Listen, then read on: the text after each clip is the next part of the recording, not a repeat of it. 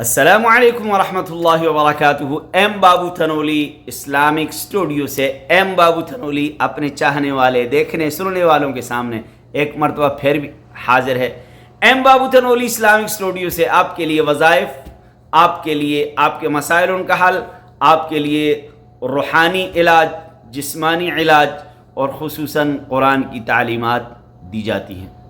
اسی سلسلے میں آج آپ کو بتائیں گے، ہم سارے مسلمان نماز پڑھتے ہیں، نماز کے اندر رکوع کرتے ہیں، سجدہ کرتے ہیں۔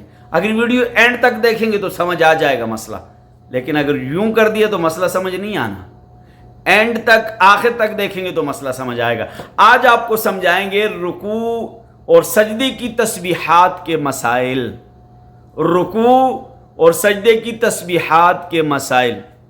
اگر آپ نے تسبیح بدل کر پڑھ لی، رکوع والی سجدے میں پڑھ لی، سجدی والی رکوع میں پڑھ لی، تو کیا نماز کے اوپر کوئی اثر پڑتا ہے؟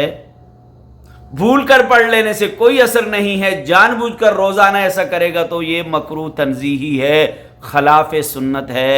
نمبر 2، دوسرا مسئلہ یہ ہے کہ اگر آپ نے تسبیح رکوع میں 3 مرتبہ نہیں پڑھی، پہلے سر اٹھا لیا، سجدے میں 3 مرتبہ نہیں پڑھی، پہلے سر اٹھا لیا، تو اس سے نماز پہ اثر پڑتا ہے؟ یہاں بھی مسئلہ سنتے جائیے۔ اگر قصداً، جان بوجھ کر، ارادتاً روزانہ ایسا کریں گے تو یہ سنت کے خلاف ہے، مکروہ تنزیہی ہے، نماز کے اندر کراہت آ جاتی ہے۔ ٹھیک ہے، سمجھ آ گیا؟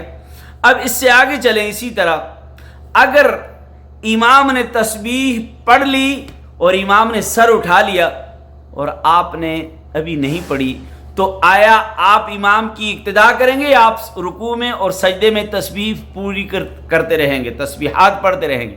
تو مسئلہ یہ ہے کہ امام کی اقتداء واجب ہے اور تسبیح پوری کرنا سنت ہے۔ اب واجب کے لیے سنت کے لیے واجب کو نہیں چھوڑیں گے، سنت کے لیے واجب کو نہیں چھوڑیں گے۔ تو آپ نے، امام نے سر اٹھا لیا، مسئلہ سمجھ لیے، آپ نے بھی امام کے ساتھ سر اٹھا لینا ہے، امام کی اقتداء کرنی ہے۔ ٹھیک ہو گیا؟ مسئلہ سمجھ آ گیا اچھی طرح؟ آگے چلیے۔ آگے یہ ہے کہ آپ نے 3 سے زیادہ پڑھ سکتے ہیں یا نہیں پڑھ سکتے ہیں۔ اگر آپ امام ہیں، آپ 3 مرتبہ پڑھیں، زیادہ سے زیادہ 5 مرتبہ پڑھیں، مقتدیوں کا خیال کریں۔ لیکن اگر آپ تنہا ہیں تو آپ 3 پڑھیں، 5 پڑھیں، 7 پڑھیں، 9 پڑھیں، 11 پڑھیں، جتنی بھی زیادہ آپ پڑھ سکتے ہیں۔ تو جتنا لمبا سجدہ ہوگا نا، اتنا ہی مزہ زیادہ آئے گا، اتنی ہی راحت اور سکون زیادہ ہے۔ تو یہ مسئلہ سمجھ آ گیا؟ امام ہو 3 5، اس سے زیادہ کوشش کریں گے نہ پڑھیں، لیکن اگر اکیلے ہیں تو جتنا آپ لمبا سجدہ کر سکتے ہیں۔ آپ پڑھیں گے کیسے ان تسبیحات کو؟ آخر میں آپ کو بتاتا ہوں کہ ان تسبیحات کو پڑھیں گے کیسے۔ تو آپ نے پڑھنا ہے سبحان ربی العظیم، سبحان ربی العظیم، سبحان ربی العظیم، اور سجدے میں سبحان ربی الاعلی، سبحان ربی الاعلی، سبحان ربی الاعلی۔